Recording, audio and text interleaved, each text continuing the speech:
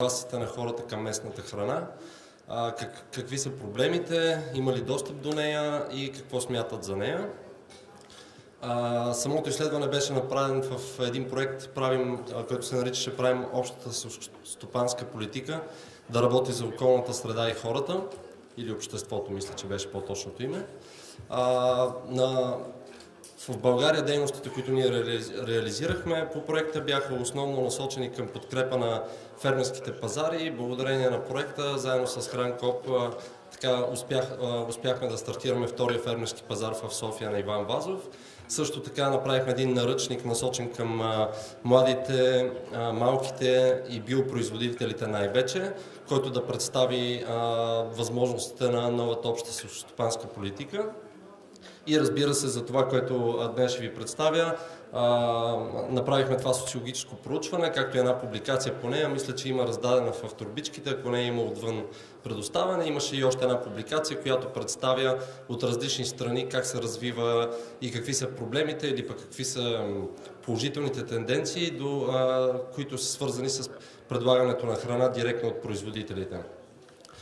Социологическото проучване беше изготвено от TNS Opinion, сертифицирана агенция за социологически проучвания по всички стандарти.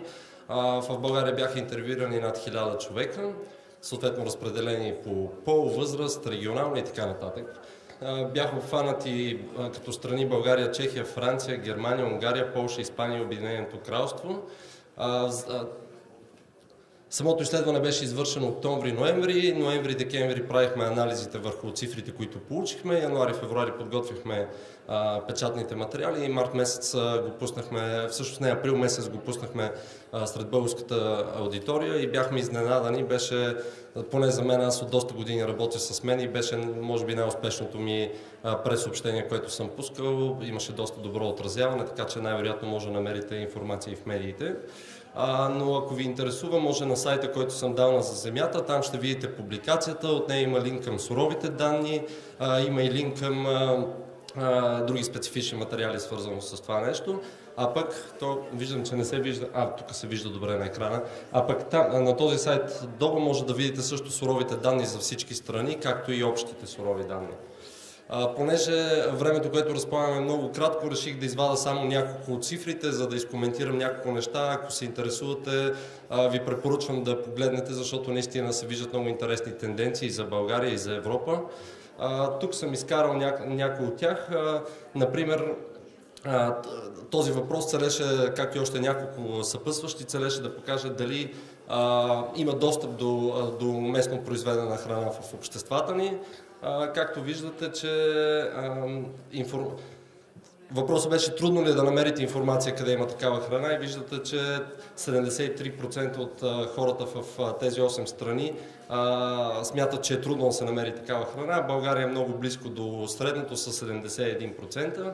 Тоест, от това спокойно може да заключим, че има нужда от популяризиране на каналите, защото вече съществуват такива канали, но трябва допълнително да популяризираме каналите, по които може да си купим храна директно от земеделските производители.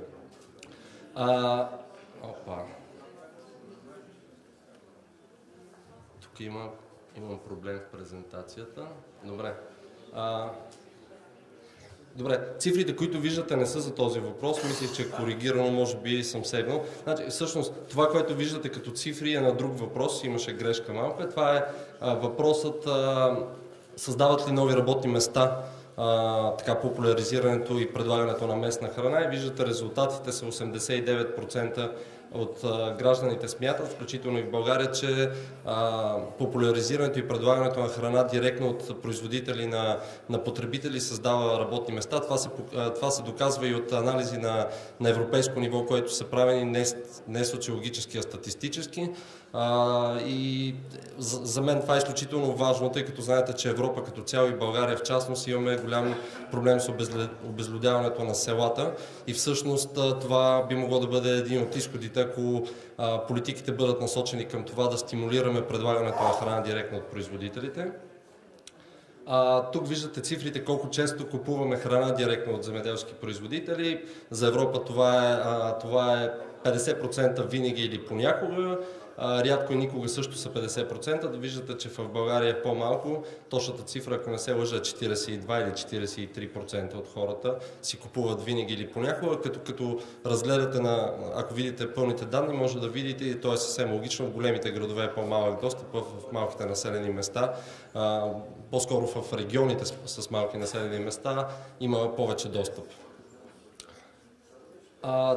Това е също интересен въпрос. Аз идвам от екологична организация. Дали местната храна спазва строго екологични стандарти? Какво мислят хората за това? Виждате, че в България сме най-песимистично настроени към това нещо, но въпреки това имаме близо 60% от хората смятат, че тя е екологична.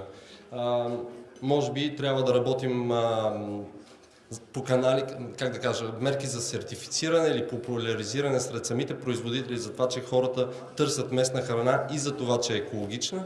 Тоест трябва да се обърне според мен специално внимание и аз се радвам, че Хранкоп като организатори на фермерски пазари държат много на това нещо и е един канал, от който хората спокойно могат да пазаруват екологично чиста храна.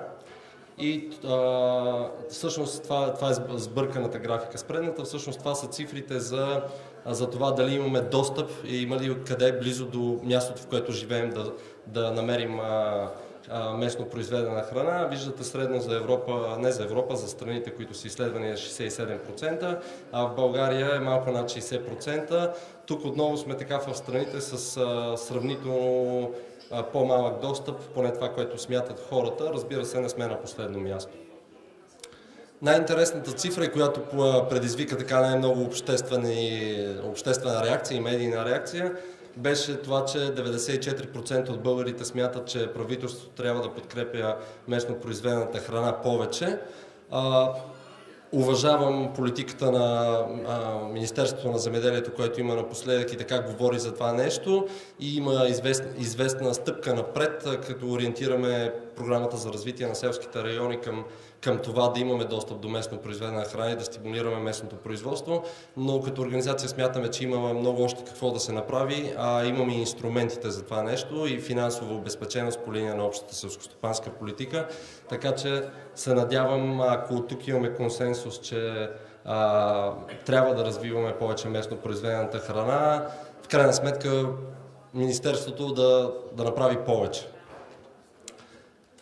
Общо взето, при анализа ни са три извода, които ние преди това сме знали, но все пак имаме и данни вече, които го потвърдят, че какво искат хората и гражданите в Европа, или поне в тези страни. Едното от нещата е, че публичните пари, най-вече става въпрос за общата селскостопанска политика, но както знаете, при определени условия има и национални плащания и стимулиране на определени земеделски практики, така наобщо да го кажем. Трябват повече публични пари за местни, за малки и за по-екологични ферми, а не за индустриално селско стопанство. Трябват повече местни ферми за местна храна, а не международна търговия и мултинационални компании. Т.е. отчетливо се вижда, че гражданите уважават и предпочитат да се купува местно произведена храна. За съжаление, до голяма степен и на международно и на европейско ниво политиките са насочени така, че всъщност се поощрява се производство за международния пазар. Всички знаем, примерно в България основно място заема зърнопроизводството и то основно е насочено за износ за чужди пазари. И така, това е на база на 94%, които казах. Правителствата да се слушат гражданите и да подкрепят местната устойчива и здравословна храна. С това ще приключи и пак ви казвам, има доста повече, аз съм извадил само 6 слайда, въпросите са доста повече, за някои от тях има по региони, по възрасти, така че ако проявявате научен или интерес или любопитство, ви призовавам да видите суровите данни, които сме публикували и евентуално да ги ползвате в своята работа. Благодаря.